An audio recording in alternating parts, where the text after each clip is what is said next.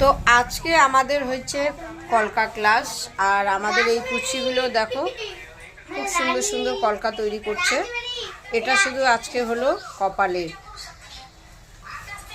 আর এটা তৈরি করেছে বিপাশা, ও খুব সুন্দর ড্রয়িং করে।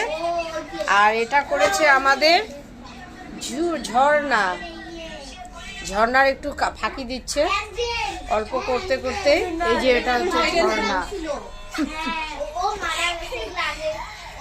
একটু ফাঁকি বাস আবার করতে করতে হয়ে যাবে।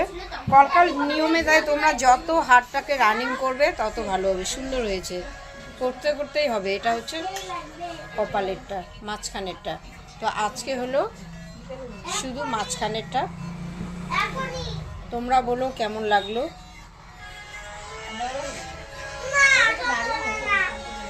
ভালো হয়েছে না?